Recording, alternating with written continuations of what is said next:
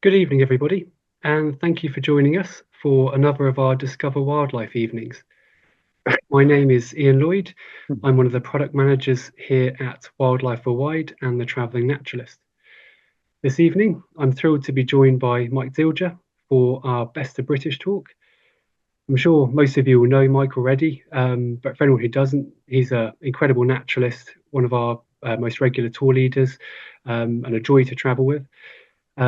As always, during these talks, if you have any questions, please use the Q&A or the chat function to ask questions. We will try to go through some at the time, but if you have questions, we'll also go through some at the end of the talk with Mike. The talk will probably be around 45 minutes, with about 5 to 10 minutes at the end for questions.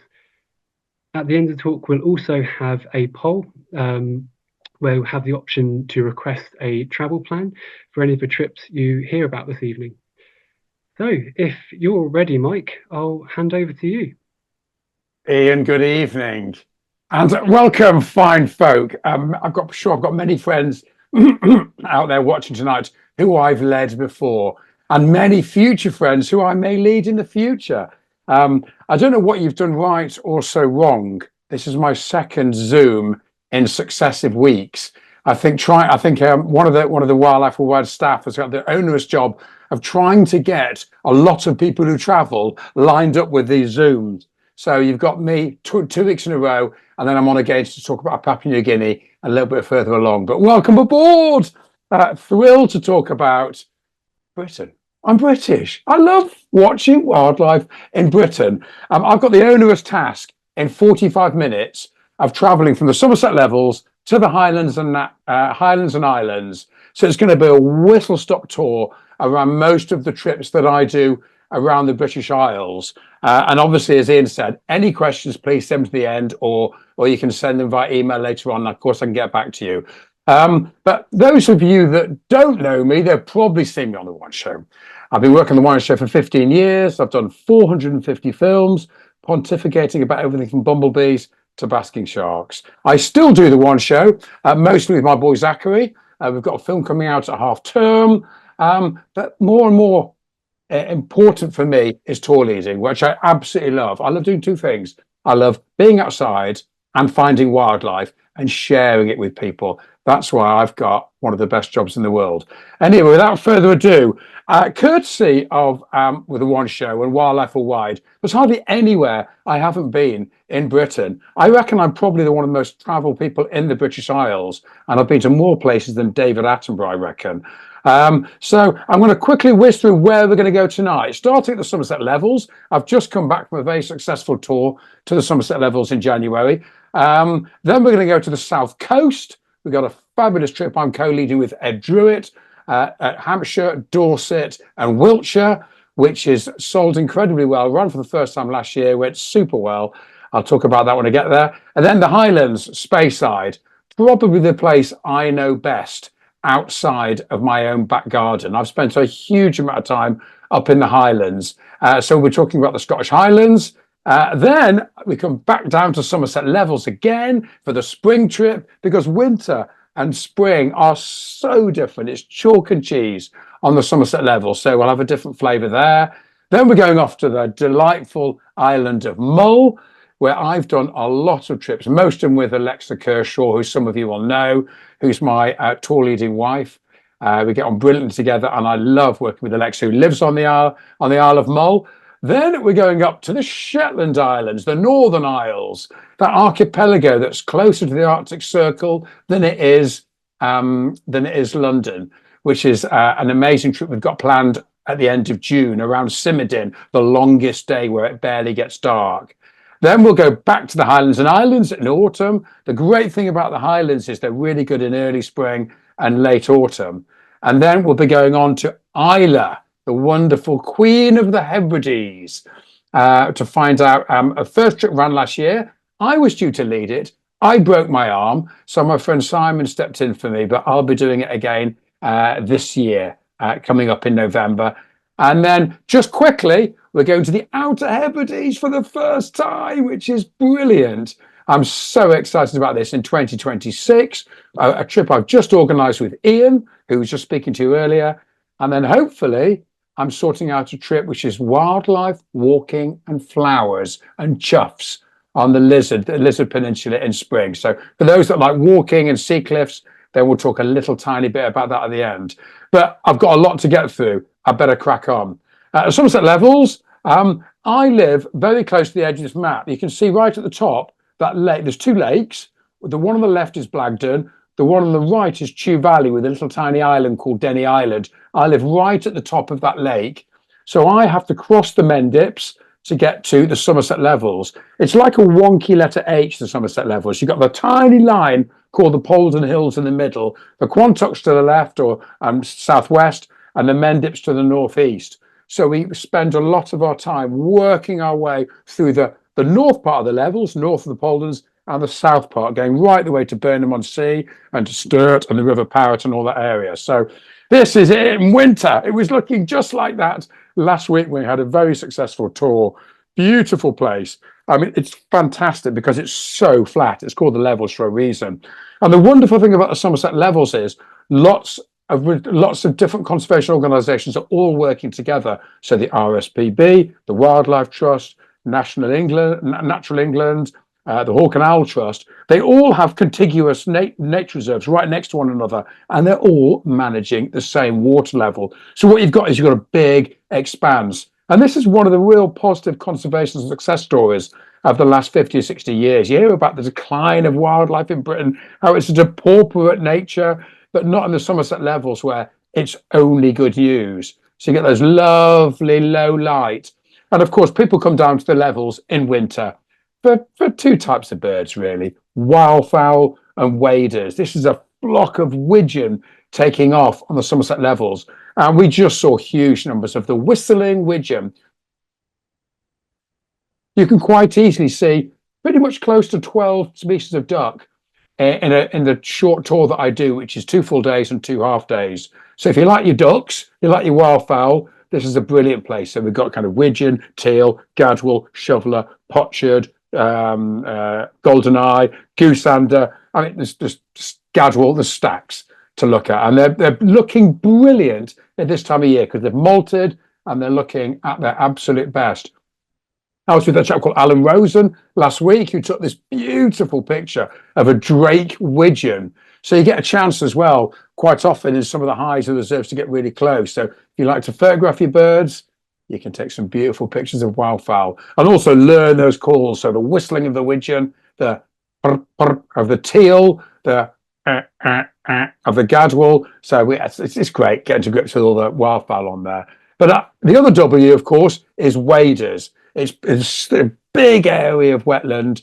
It's fantastic the year round for waders, but particularly in the winter, we get huge numbers of golden plover, lapwing. We sometimes get some of these Icelandic black-tailed godwits coming down. Black-tailed godwits and bar-tails are quite common. When they're looking like this, when they're flying, they're really easy because they've got that massive big white wing bar and that white tail. So these have come down from Iceland. So black-tailed godwits we had last week, really nice species of bird, and lots of other waders as well. Things like dunlin and rim plover and avocets as well. Avocets are starting to do really well on the Somerset Levels.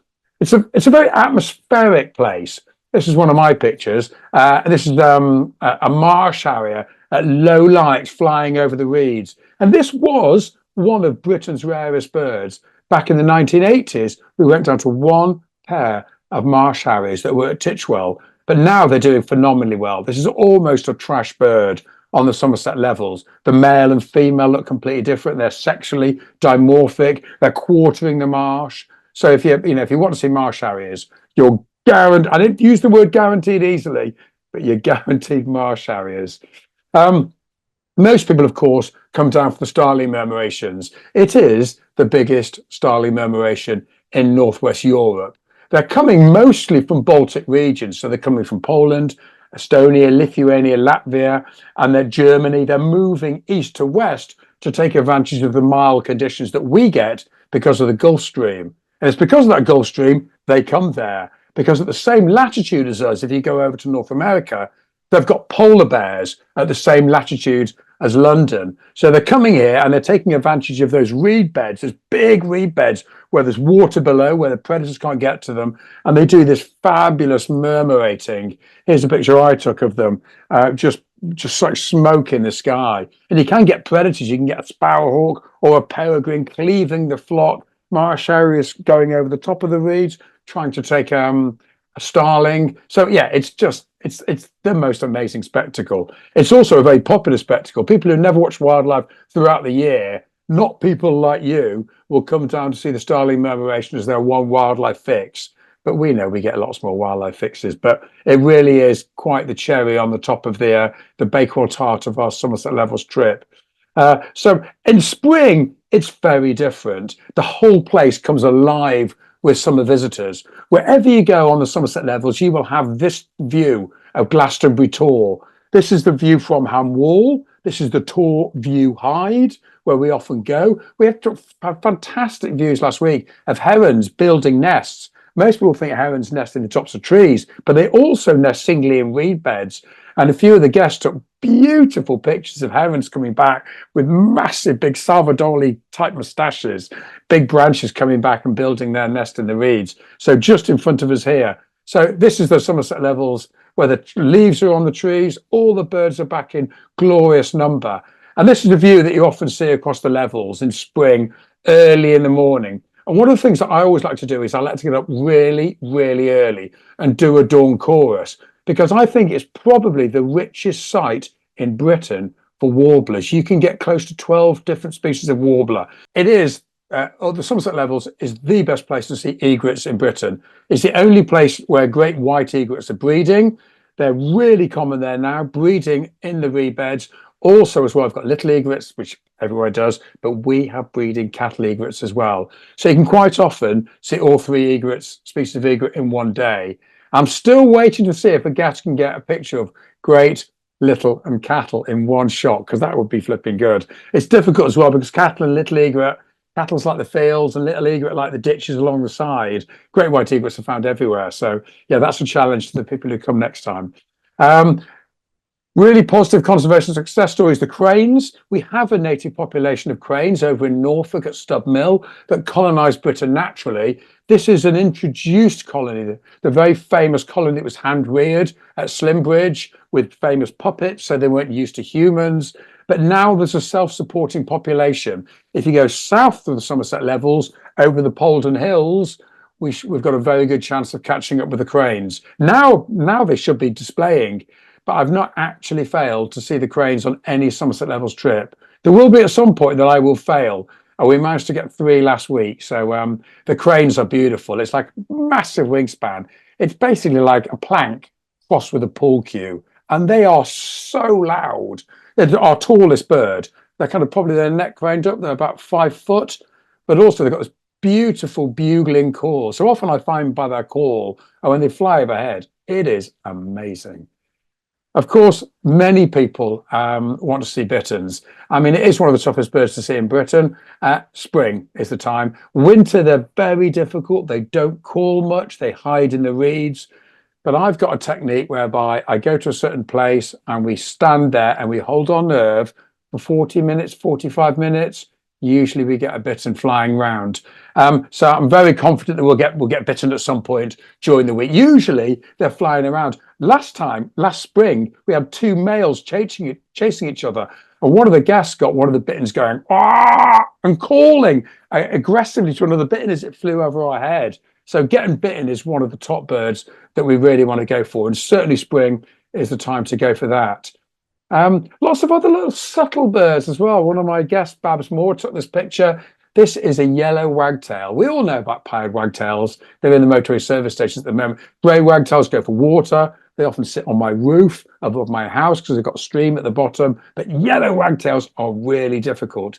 And I've got a little spot where we can get really nice pictures of yellow wagtails. And grey wagtails, rubbish name. It should be called yellow rump wagtail. This is a proper yellow wagtail. The males are canary yellow. One of my favourite birds. It's not all, of course, about birds. There's lots of other things to say as well. Here we've got hairy hawker. So you can see the hairy abdomen, or the hairy thorax, should I say. So the dragonflies are really brilliant. And weirdly, we found Norfolk hawker, Ancient isosceles, for the first time in the Somerset Levels. And my group last spring managed to see that. So that was very exciting. We also go over to the coast as well, because the parrot, the brew, the tone, all these rivers that drain the levels from the Mendips and the Quantocks come out into the Severn Estuary at Bridgewater Bay. And so we go to Sturt, where there's breeding avocets now. And when we go, we always see the babies with their little kind of upturned bill. And we should get a little ring plover as well. There's the ring plover, which is much more common, but little ring plover tends to breed on gravel pits and quarries and little gravel islands like this. So we should get little ringed and avocet.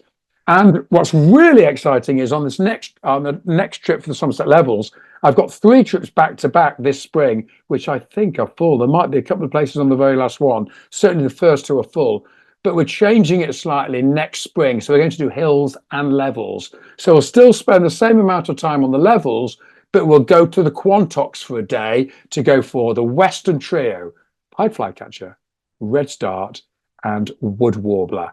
And with a bit of luck, we might just get Dartford warbler as well. Certainly on the South Coast trip, that's a bird that me and Ed Druitt will go for when we're down on the South Coast. We're on Arn and Radipole, where this bird's common. But seeing it in Somerset, that's quite a feather in your cap. So we're going quickly on to the beautiful South. This, what a place to stay. Warmwell House. What an amazing building. Grade 1 listed. And we, Wildlife Worldwide, take it over for the whole time. The two a lovely couple that own it, they move to the couch house for the week and they pop in to make sure everything's okay. Oh my word, it is the most amazing place to stay. So it's exclusive. We've got a chef, a lovely lady called Sally, who cooks for us. And it's a great time of year. It's a beautiful place to be. It really is a successful trip. And I think we've got, it was full. I think 2 people have had to step down. A big shout out to John and Susie because they've had to step down. Good luck with your op, John. So there might be 2 places left. You'll have to perhaps check with Ian at the end. But certainly we're taking bookings for 2026. It's just an amazing place. And we start off down at Portland Bill. There's the big red and white lighthouse. And that small lighthouse you can see is the Portland Bird Observatory. That's where Martin Cage works, who's probably one of the best known ringers in Britain. And we go there and we catch up with Martin. He gives us a little ringing demonstration, depending on what's in the net. Last time we had a look at a chiff-chaff and a blackcap. Here's a picture of Martin looking at a wren in his hand. But also as well, because we're there in May, it's just the best month for looking for migrants. So Portland Bill, a lot of the birds that first come in when they fly back from Africa, like this gorgeous male wheatear, will drop into places like Portland Bill, and you'll get a chance to look for birds like this as well. So that's really exciting. We'll have a walk around Portland Bill as well, go to Bishop Rock, and there you'll get a chance to see a few seabirds. I have to say, the seabirds are more spectacular up on the north coast, up in Scotland and Speyside and Shetland and Mull. But this is the most biologically diverse trip. We saw something like 120 species of bird in 1 week. It is ridiculous. So lots of these, lots of guillemots there.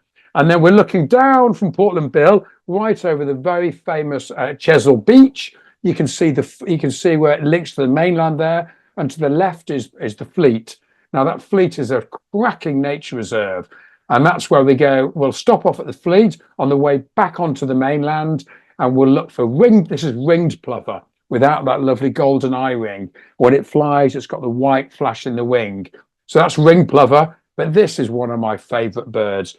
It's a really rare breeder, little tern. It's really susceptible to disturbance. It struggles in lots of areas, but the Fleet has got a really great population there. And we'll probably walk along a short distance, go and meet up with the warden and have a little bit of a chat about how the little terns are doing. And with a bit of luck, they'll be nesting there and they'll be flying right over their head, over Chesil Beach, going out to feed just in the English Channel. So little terns, wheeler-wee-you, wheeler-wee-you. What a brilliant bird.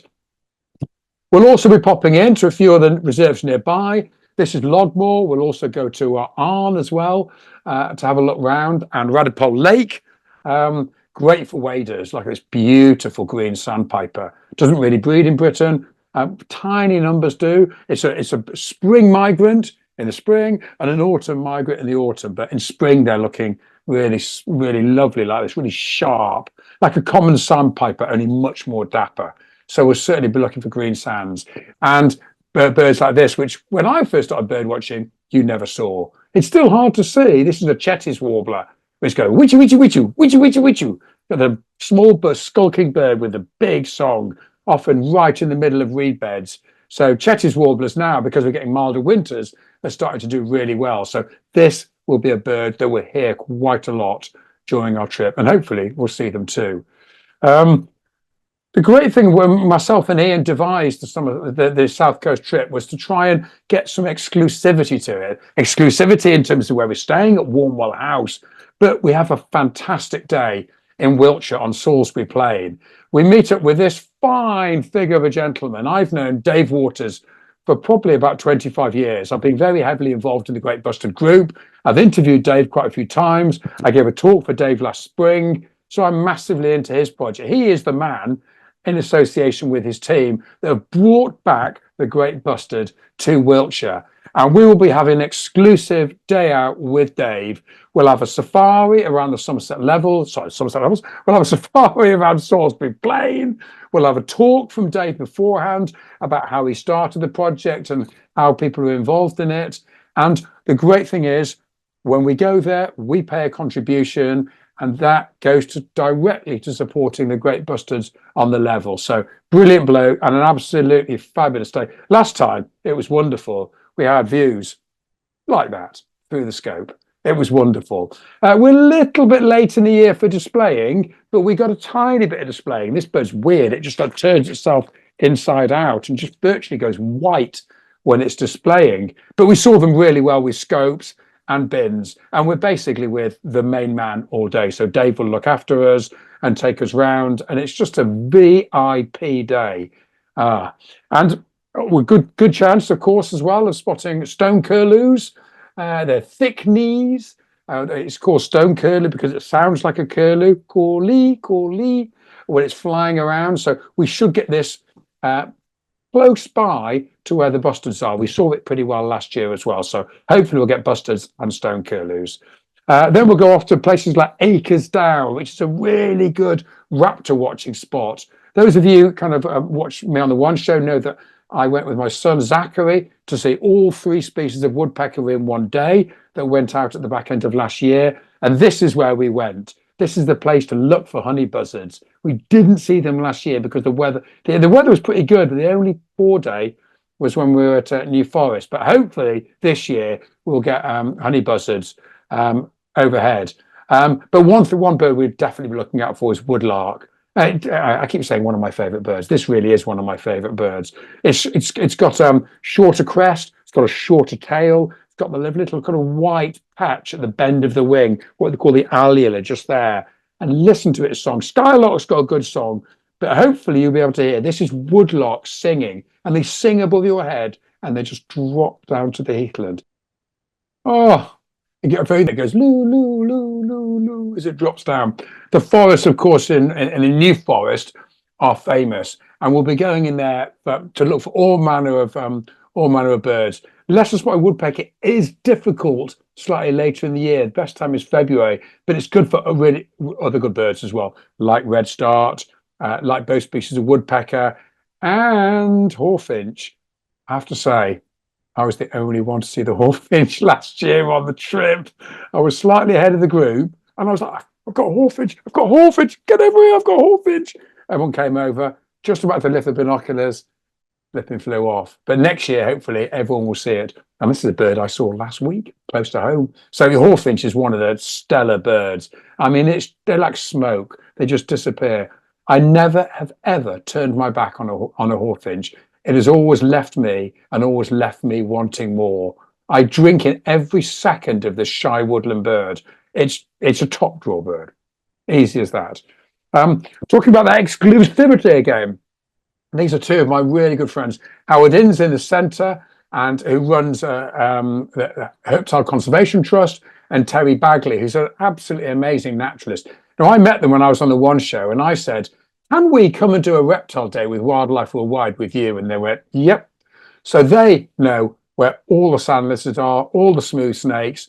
We tried to go for all 6 reptiles in one day, and we missed slow worm. That was the only one we missed. We got grass snake, smooth snake, grass snake. We got sand lizard, common lizard. We also got wall lizards as well. So these guys will take us out for a whole day, just our group, and these 2 amazing reptile experts.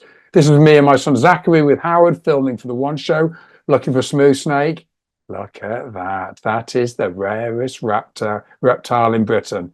And that's a somewhat nicer picture. So hopefully, Howard's got a license to hold them. So has Terry. So Howard and Terry will talk us around the conservation of the site. We went to a place called near Creech, which is owned by the Reptile Conservation Trust. So we got exclusive access. And Howard and Terry were at our disposal all day long. It was an absolutely brilliant day, looking at things like sand lizards as well. So yeah, lots and lots to see. Moving quickly on, here we are. There's Brownsea Island, you can see there, and the harbour as well. And that's where we'll go out on a boat looking for white-tailed eagles. Oh my word, we had the most amazing views last year.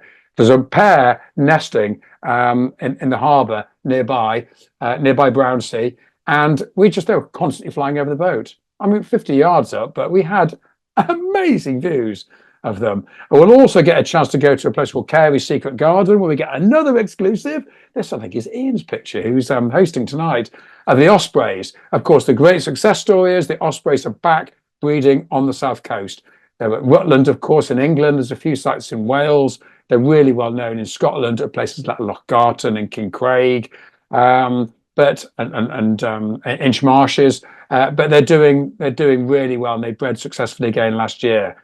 We'll also get a chance to go back in the water and over to Brownsea Island to look for red squirrels and Mediterranean gulls. I mean, black-headed gull is the worst name of a bird. It's not a blackhead, it's a brownhead. And it's not only a head, it's a hood. This is the proper black-headed gull. This is the Mediterranean gull. It's a bird I hardly see until I get out to Dorset, South Coast. It's got this fantastic call. It goes, yow, yow. So we'll look out for Mediterranean gulls while we're there. And this is us finishing off, having tea and coffee at Warmwell House after a brilliant, brilliant first week. Anyway, I'm moving on to the Highlands. I can say I'm all going to run out of time. Grant Arms Hotel. I spend 6 weeks a year here. It's my second home. It's in my office. It's in my sat-nav as work. I just love this hotel. It's unique. It is the only wildlife hotel in Britain where they cater almost entirely to wildlife people. It's just a brilliant place to stay. And it's fabulously situated as well. Brilliant habitats. The reason why the Grant Island Spey and Speyside and Highlands is such a diverse week is because you've got mountains, you've got moorland, you've got coast, you've got estuary, you've got heat, you've got moorland and forest as well, Caledonian pine forest. So we've got so many habitats, and all those habitats equate to brilliant numbers of birds. This is the word that most people go for, the cresty, the wee cresty. And what we want when we go for the cresty, we're going up in March again. I've got a group going up in March. I think there's 2 places left on that. That's guaranteed to run. This, you listen to its call. It's the punk bird of the punk British bird. But if you know the call, here's the call, then you can find them. It's got that dry trill, and I'm also smarty pants because I know exactly where they are. And I know when they're coming because I can hear them because they're really noisy. They're like, I'm coming. I go, Cresty incoming. And guess what? Because I just know the call. Anyway, it's uniquely tame coal tits in Britain. We show the guest cresties, but actually sometimes it's the coal tit that steals the show. It's unbelievable. All I'm saying is, this could be a caption competition here. That's a tit. That's a head. And I'll let you draw your own conclusions on that. But we hand feed them. It's just absolutely beautiful. They just land on your hand and just mug you for a sunflower heart seed. So we will be hand feeding coal tits while we're there. Probably the most exciting mammal. It kind of slightly edges it for me with otter. Pine marten and mustelid are brilliant. Pine marten, otter, I think pine marten edges it. And this is the one place where we've got the highest chance of seeing pine martens. We have an exclusive in Hyde. We go there, we always get badgers. And I would say I'm just over 50% for pine martens. So with a bit of luck, we'll get pine marten in the Hyde as well. Usually at night. I've only seen them during the day a couple of times. But it's a weasel on steroids. They're absolutely brilliant animals.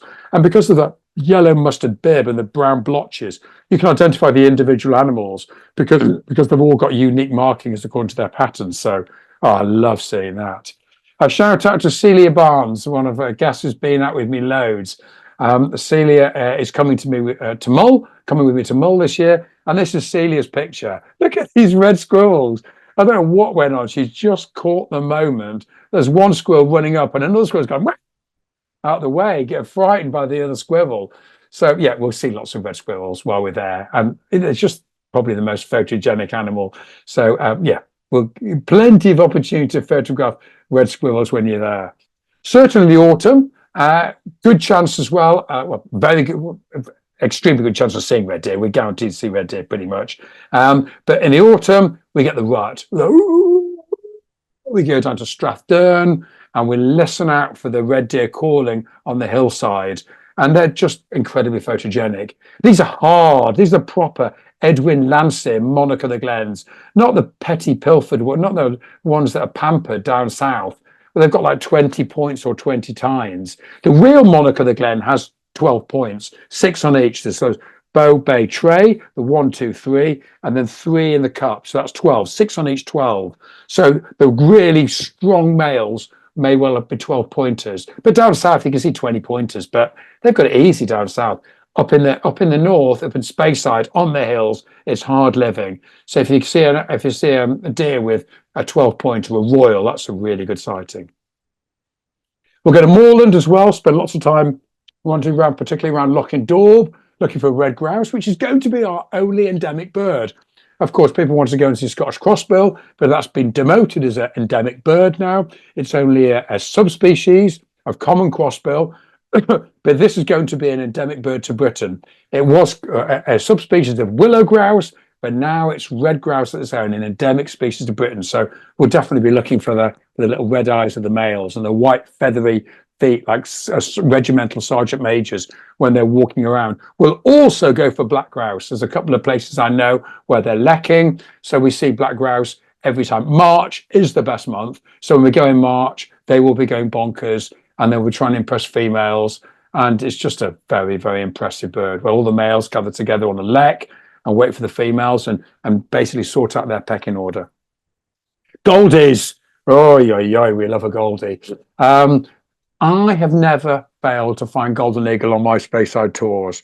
Sometimes it's been close, sometimes they're quite far away. It can be a golden dot. Other times they're flying not quite over our head, but I know what photographers are like. They go, oh, can I have it closer? Can I have it closer? And then we've had a few times where like, it's too close. They've got a 400mm lens on and the golden eagles, they can't get the 2-meter wingspan in. So I'd love seeing goldies. Strathdurn, Valley of the Raptors, the best place in Britain for birds of prey. Easy as that. Nowhere else can compete. Mull is great for eagles, but for all-round raptors, Strathdurn in the monoliths, we will spend at least a day there. We sometimes go back twice. It's just one of my favourite places on the planet. I love it, and it's like the back of my hand. And I love going to look for golden eagles there. So we'll also go to the coast. This is we walk on water or walk on mud anyway. This is walking right out into the Findhorn estuary. It's nowhere near as dangerous as it looks. We only ever go out on a retreating tide, but you can walk right out into the middle and get really close to curlews, oyster catchers, golden plovers, dunlin, bartail godwits. But the really famous sight is all the pink-footed geese. They come down all the way down from Spitsbergen, and in early kind of October, they're there in massive numbers before they head slowly further south down to Norfolk, where you might catch up with if you go for a trip with Nick Aitchison down in Norfolk later in the winter. But Speyside has them first. So we'll catch up with we'll certainly catch up with beautiful numbers of pink-footed geese. Another rubbish name, because they're mostly standing in mud, so you don't see their pink feet. They should be called chocolate-hooded geese, because they've got a lovely chocolate head. They've got a lovely chocolate head, which is the way I identify them. I never look at their feet. Rubbish name. Anyway, probably we go to the Black Isle for a day, and on the way, Chanonry Point, looking into the inner Moray Firth, is probably the most famous place in Britain for bottlenose dolphins. That and Cardigan Bay and Moray Firth. They're the only two places that have a resident population of bottlenose dolphins. And certainly you can go right out to the finger that's Chanonry Point that sticks out into the inner Moray Firth. And we've had them leaping clear of the water. More leaping clear of the water in summer, but we were up in the autumn with Wildlife Worldwide, and we had terrific views. Distant, but terrific views of them leaping clear out of the water. On the Festival of Wildlife Week, where when we go in Agas in 2026, we'll go out looking for them on the boat as well. So if you want to get close to them, that's the trip to go on. But certainly we get them more times than we don't in the Moray Firth, irrespective of the time of year. I love winter ducks. Long-tailed duck is probably one of the world's most beautiful ducks, but this is one of the ones that's a real specialised duck. This is velvet scoter. You can see they've got a little white smudge underneath the eye. We see loads of common scoter, but this is the rare one. This is velvet scoter, and it's got white in the wing. You can see that white wing lining. So when they fly, they're easy because they've got a massive flash of white in the wing, but look for a little bit of yellow under the eye and the really strongly yellow bill, and that's the velvet scoter. And I love scanning for those. We go to a place on the on the Moray coast to look for velvets, and we had really super views last autumn. Back onto the moorland, mammals, of course. Everyone loves mammals. This is probably one of the, along with pine marten, this is the mammal that everybody wants to see. This is the mountain hare. And in March, great time because they'll probably still be white. There won't be snow on, so they'll stick out like a sore thumb. I've struggled to see them in the past, and I really want to get one of those thermal imaging scopes to make it easier. But I suddenly realised that if I drive out at night and take the guests out for a night safari, we've got a really good chance of seeing these. We got them so close last autumn, so we'll definitely be going for those. And if the weather's good, we'll go up high, up to the Cairngorm Mountain. We'll look for snow buntings, and we might even have a chance of scoping a ptarmigan as well. So there's just so much to see. Moving swiftly on to Mull. What can I say about Mull? I just love going. And when the weather's fine, there is no better place in Britain to go looking for eagles and otters. It is called Eagle Island for a reason. It's the best place to see eagles, that and Islay, both species of eagles, and it's probably the best place to see otters, I think. We've never failed to see them. There's really high population around there. This is Tobermory or Balamory if you've got kids or grandkids. We're actually moving to a new location, actually, a little bit further west from Balamory. This is a beautiful place that we'll take our boat out where we're going out for our sea days. This is our new accommodation. This is called Killycronan House. We'll have an exclusive again, like the South Coast. This is something we're trying to kind of bring in with Wildlife Worldwide. So we take over the whole place. We don't come here. We come here to take over. And so we'll have a chef in, amazing chef called Poppy, who worked with us at Knock House. And the finest food I've ever had anywhere on any trip is with Poppy on Mull. It is just unbelievable. She's about 30 and she's Michelin starred. So Poppy's got to come with us. It'll be myself, Alexa and Poppy. They're rough with the smooth. Anyway, beautiful view. This is the view out of Killycronan, right across Loch na Keal. And this is what we'll be looking for. We'll be scanning for otters. They can be hard. Chris Packham famously calls them knotters. But, you know, with a bit of patience, bit of persistence, myself and Alexa know where the best sites are and the best times because they're very tide dependent. Usually just either side of a low tide. On a rising tide or a falling tide is pretty good. So we'll certainly be scanning for otters and see if we can get them in the scope and see if we can get you guys maybe taking a picture or two. So yeah, we're certainly, otters is number one, right up there in terms of animals we most want to see. A little bit further on south, this is going driving down towards Loch Scriddon. This is on Glenmore Valley, looking down over the lochs where they occasionally get hooper swans. And this is what we'll be looking for, golden eagles. There's a couple of golden eagle iris down the Glenmore Valley, which we'll be looking at. And Alexa will have scoped them out before we get there because she lives on Mull. Get the telescope up, hopefully get the golden eagles either coming into the nest or on the nest if they've got chicks, and we'll certainly see them flying around. So Goldie, we can't guarantee getting shots like that, but we will definitely look for golden eagle. And when you see them in good light, that nape, that golden nape, that's what gives them their name. That golden nape is really distinctive on adult birds. Another of my favourites. The only place I ever see winchat is on Mull. Stonechats, I see everywhere. I saw stonechats last week on Somerset Levels. Winchat's a summer visitor, winters in Africa. It's a flipping difficult bird to see, but I've had it every year for the last 3 years on Mull, and I don't see it anywhere else. Never see it in Speyside, never see it in Shetland, never see it on Islay. I always get it on Mull, so I make it my mission to try and catch it with this absolutely enchanting bird when we're on Mull.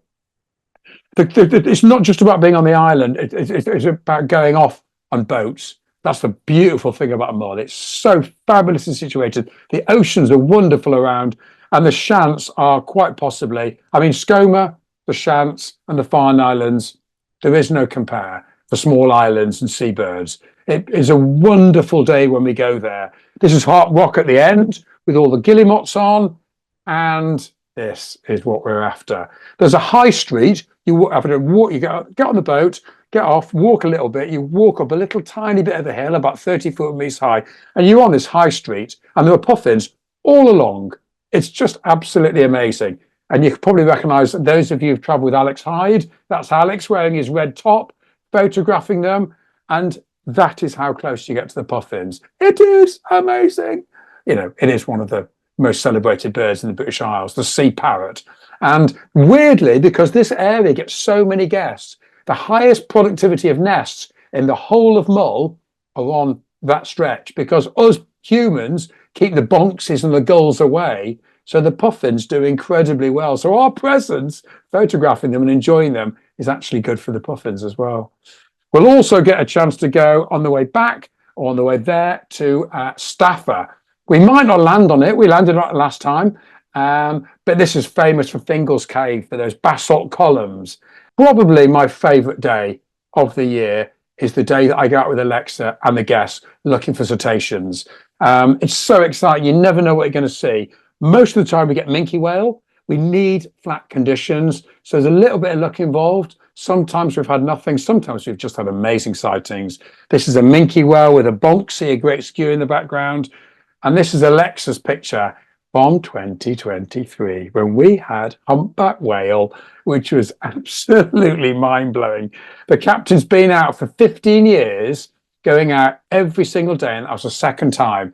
The guests, we had minkies, humpbacks, common dolphins. It was just an astonishing day. Probably the best ever day I've had wildlife watching as a tour leader in Britain was that day with Alexa and the guests on Mull in 2023. Oh, we just go, look at this, look at this, look at this. Everyone's ignoring the dolphins leaping out of the water. They're too busy watching the whales.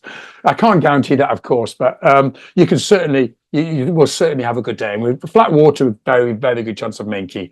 We'll also should see lots of, if I go flip back, you can see Rum behind, the mountainous island of Rum.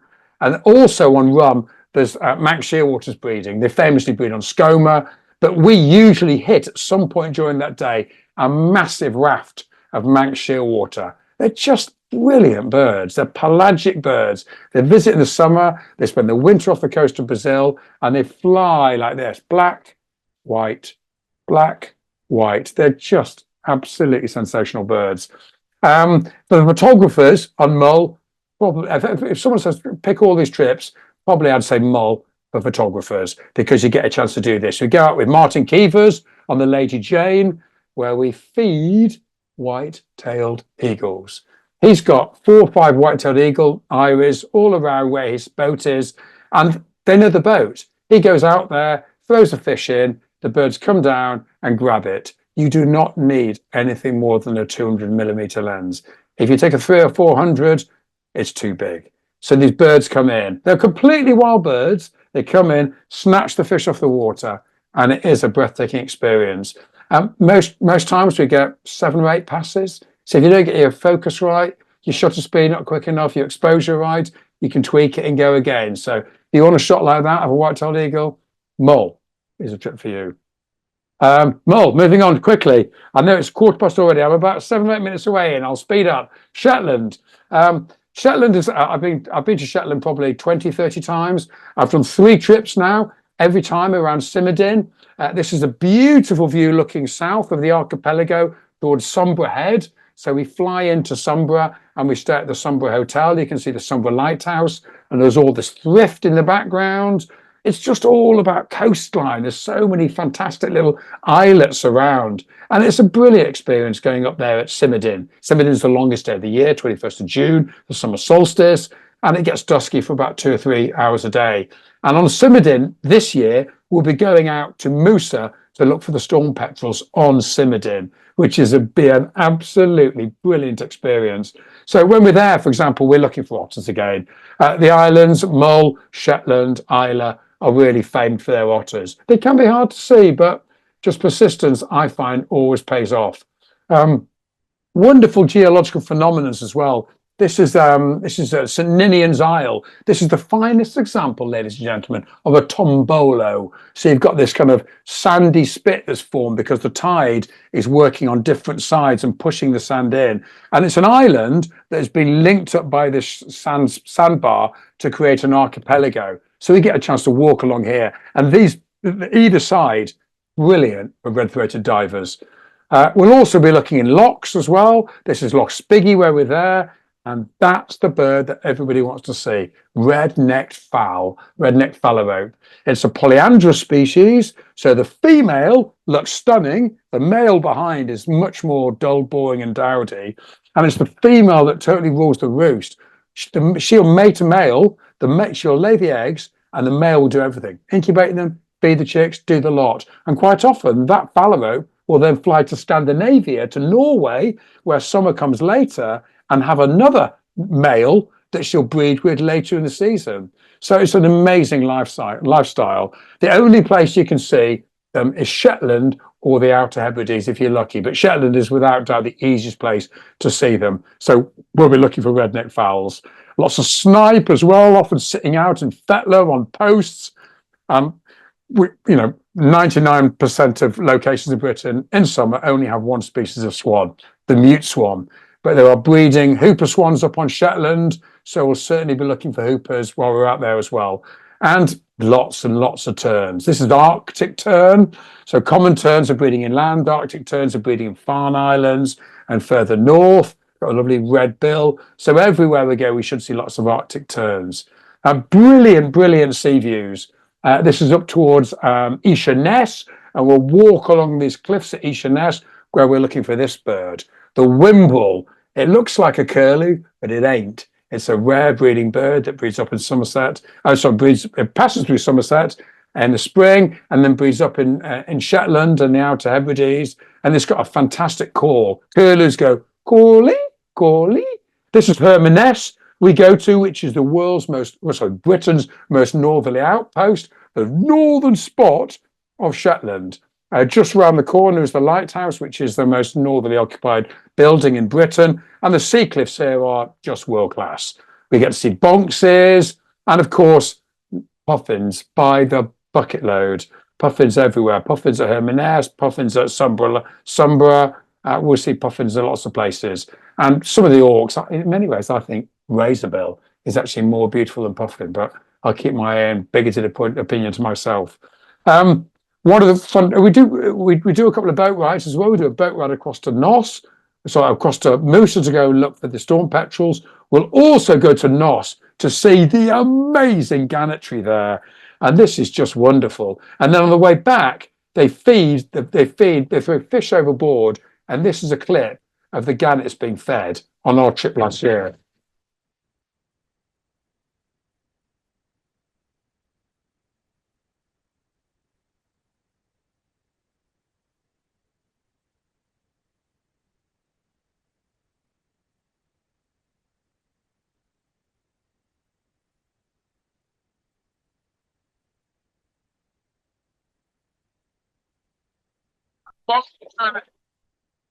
Isn't that's amazing?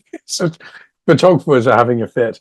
The only place you're going to see orca in Britain, unless you're incredibly lucky, is Shetland. I've seen them once out of three. I was very unlucky. I should have seen them two out of three. I missed them 1 year because my plane got delayed at Aberdeen. But I would say probably 50% of the time we've got a really, really good chance of seeing orcas. There are orcas there at the moment. I'm on the kind of cetacean watch group up at Shetland. And, just seeing an orca is a day you'll never ever forget. I know they're fairly easy to see aboard. You go to British Columbia, or you go to Alaska, or you go down to the Antarctic. But seeing them as a British mammal or as visiting British, these are mostly Icelandic animals that are moving down, is an absolutely amazing moment. So that is the most sought after species in Shetland. Also, it's brilliant for plants. We're almost kind of finishing now. We're just a bit on Islay. Oyster plant, which is an incredibly rare plant. I was just thrilled to see. And that is one of the rarest plants you'll ever see. I insist all the guests goes to see it. People know I'm really into my plants. This is Shetland mouse ear. It's endemic to the Shetland Islands in the world. It was found by this kind of young boy who very unfortunately died not long after having found the plant, kind of a long time ago. But this is on the Keen of Hamar, right in the north, and it's a beautiful, beautiful plant. A weird place. It's a drop of the Arctic. You've got Arctic polygons, and then you see really weird plants. Here's some of the guests with my friend Dave in the front, who's co-leading with me. And that little stumpy plant there, the soft focus, is a frog orchid. So yeah, they're just brilliant. Moving on to Islay before we finish. We're almost there. You can see the Ower Peninsula. So Islay is the queen of the Hebrides. It's just a brilliant place. If you like geese and whiskey, I mean, surely you've been to Islay before. It's such a brilliant location. And we've just started leading trips to Islay that I've arranged through Wildlife Worldwide. My friend Simon led the trip last year, even though I'd done the recce because I broke my arm. But it's all about a few species there. Certainly it's about whiskies. There's Laphroaig there, there's Lagavulin, there's Glenmore whiskey. Yeah, there's just more whiskies. We can have a little look at the distilleries as well as we pass loads of them on the way. But the most famous place probably, as well as the Ower Peninsula, which you can see in the shot before, is the Gruinart Flats. The great time to go is October, November, when all the geese descend. It's probably the best place for geese in Britain, the Gruinart Flats. Here we have all these white-fronted geese coming down and just all taking off at the same time. And also as well, they've got the famous barnacle geese. So it's brilliant for barnacle geese is probably the most famous species on the island of Islay, and also white front as well. Much higher numbers of barneys than white fronts. But we also looked for a red-breasted goose last year. There's a red-breasted goose knocking around in there. But just seeing them going to roost at dusk, coming in at night, coming in the morning, feeding. It's just a really beautiful photographic opportunity, getting them flying, getting them feeding, just sitting there, getting zen and watching the geese is just a really lovely thing. And this is the only trip I do where you've got a chance to see the old Celtic crow. This is the Choughs. The Choughs, the only place I go, they're not on Mull, they're not in Speyside, they're not on Shetland, but they're really in really good numbers on Islay. That's what it's called, the Chough.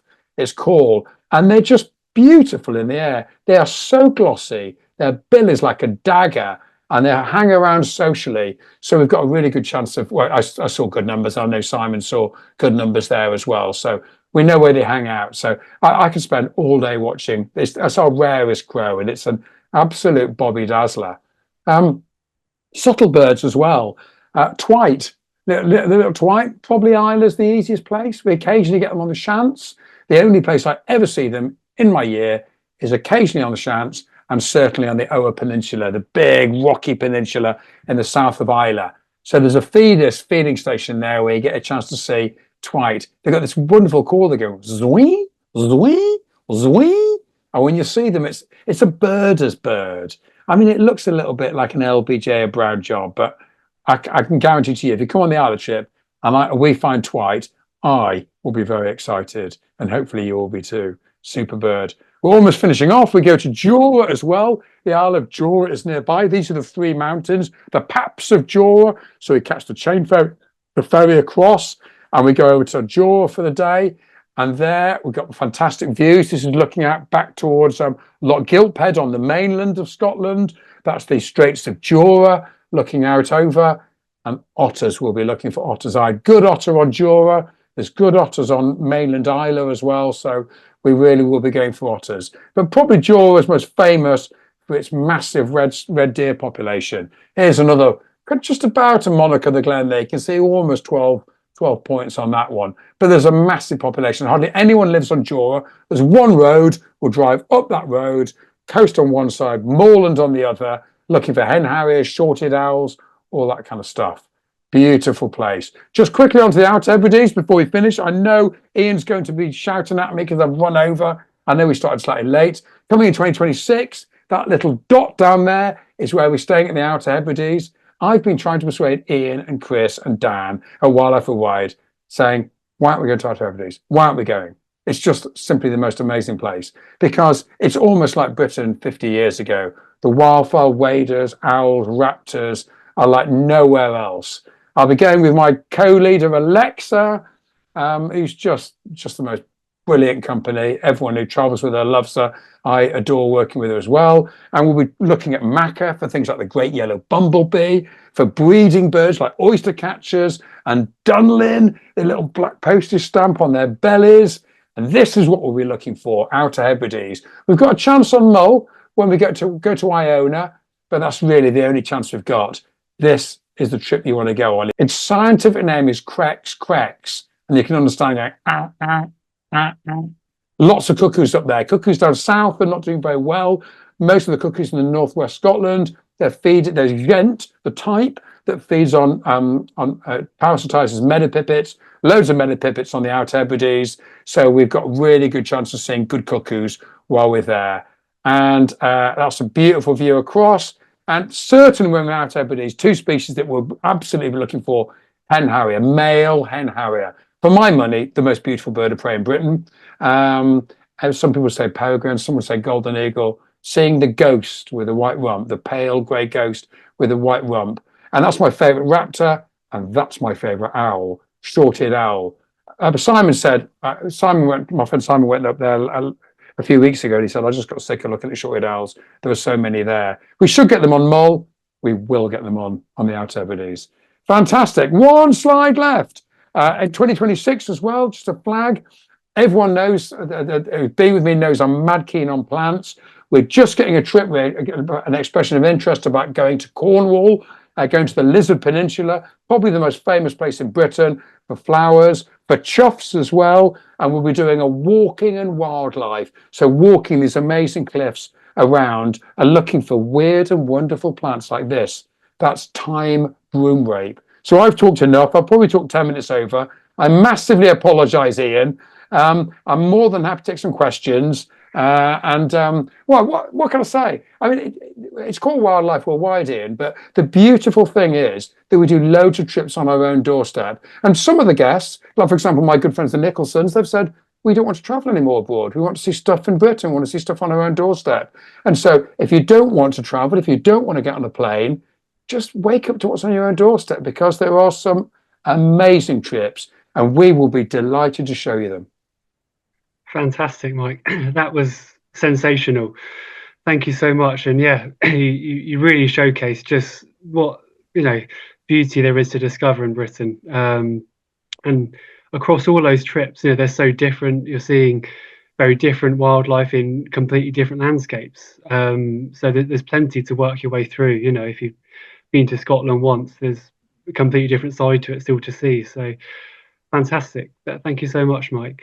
Thank you. Yeah, they've all got different flavours actually, Ian. So, I mean, if you want to see eagles and otters and you really like your photography, probably Mull. If you fancy something a little bit different, the geese and the choughs and kind of the quiet of Islay, that's brilliant. The most biodiverse site for me in Scotland is Speyside, because of all those habitats we pack in. But then if you fancy going right out on a limb and going for birds you will not see anywhere else, getting away from the crowds and just having an experience that is almost not British, then that's Shetland. So yeah, and there's lots of different things. And then we've got the South Coast. So hopefully we've got a lot of bases covered. And yeah, I'm so enthusiastic to show people, the brilliant wildlife we do still have in Britain. Absolutely. Brilliant stuff, Mike. Thank you. Just before we get started on some questions, I will just launch our poll. And that's got a selection of travel plans that you can download. We'll email those to you tomorrow. So I'll just do that now.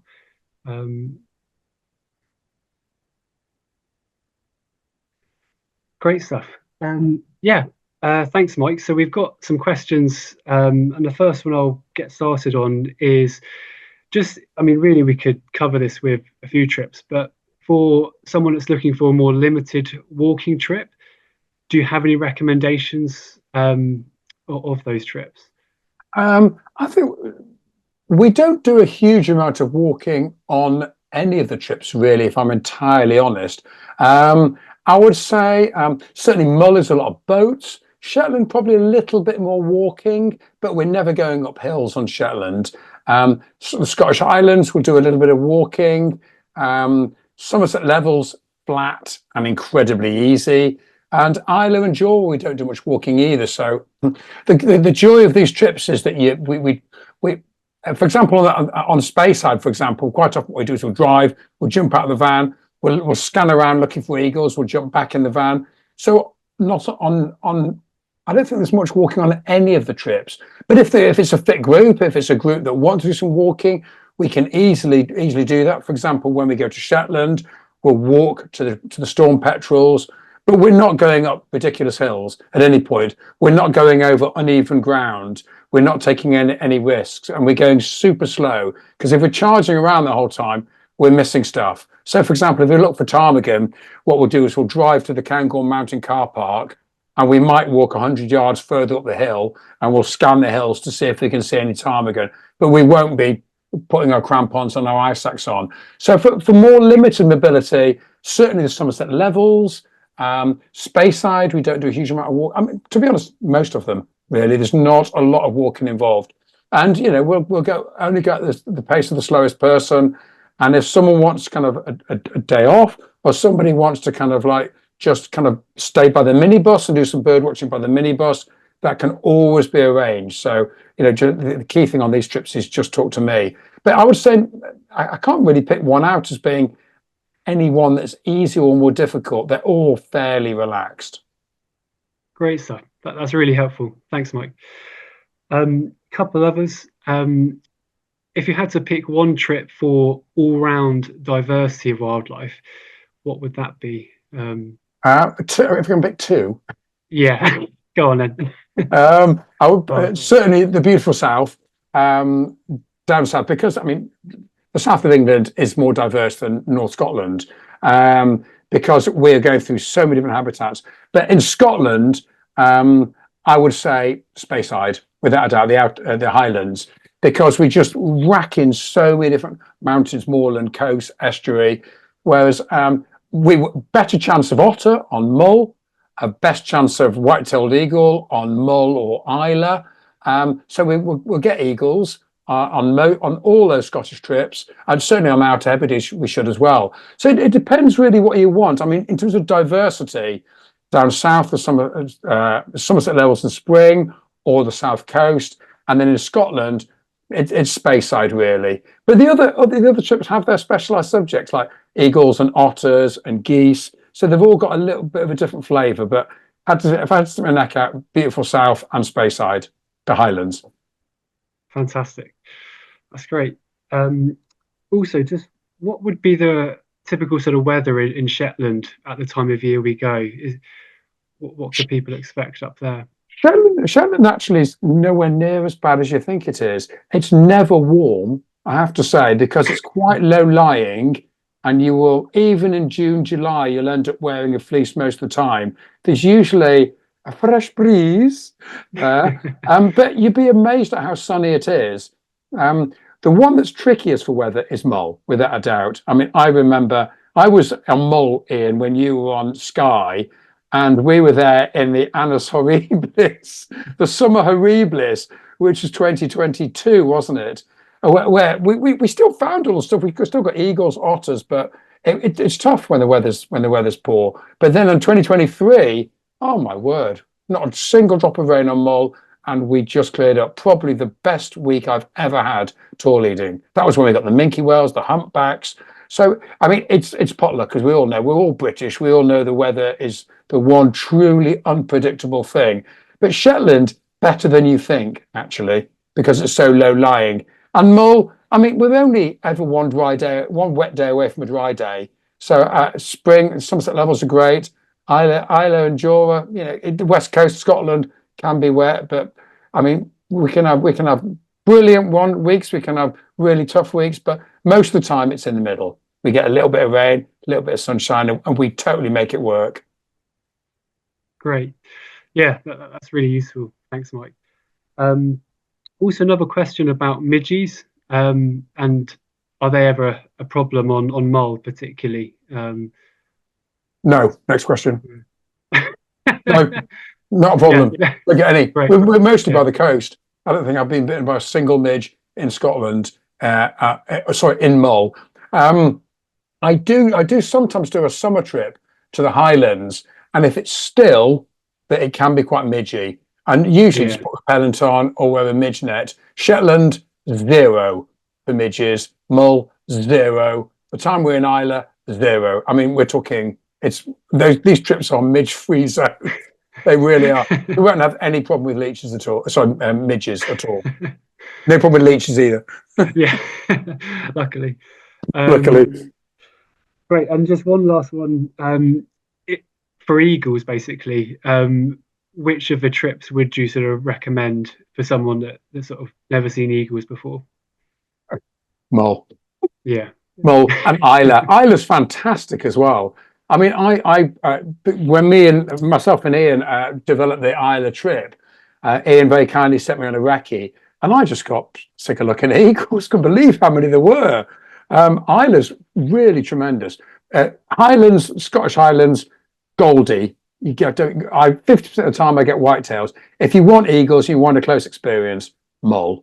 And then I think probably Outer Hebrides will be very, very good as well. But for Outer Hebrides, we're going for waders, we're going for owls, hen harriers, cuckoos as well, and a really amazing experience being right in the outer archipelago. But I mean, really, it's a toss-up between Mull and Islay. I would say if you had to pin me down and threaten me, Mull. Brilliant. Because it's just the trip out with Martin Keevers, white-tailed eagles, the guests are just blown away. I mean, even if you're not taking photographs, I mean, you don't even need binoculars. They're just the eagles coming down. It's just a sensational day out. Mind-blowing. Yeah. Nothing else like it. Yeah, and we get exclusive as well. We have we have Martin, his boy. I can't remember the lad's name. Who kind of mostly does it now.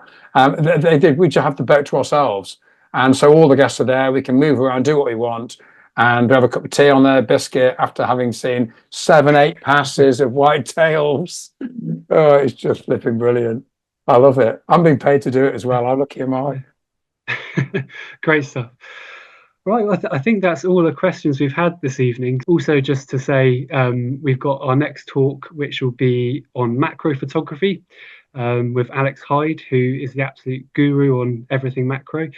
That's on Tuesday, the 4th of February, and the one after that on big cat photography with Nick Garbutt.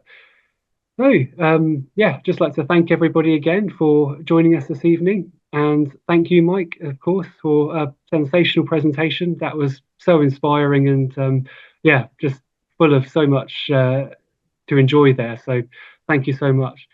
Ian, you're so welcome. Thank you very much to everyone spending a bit of time with myself and Ian. And thanks for hosting as well, Ian. And I can't wait for 2025 to just happen. Somerset Levels and winter's gone. Next trip's coming up. We've got 3 back-to-back trips in Somerset Levels, which are booked up. Mull, Islay still got spaces on as well. Beautiful South is happening. So I hope to see some of you out there at some point. And wherever you go, whichever trip, happy wildlife watching, and have a good rest of the evening. Thank you so much, Ian.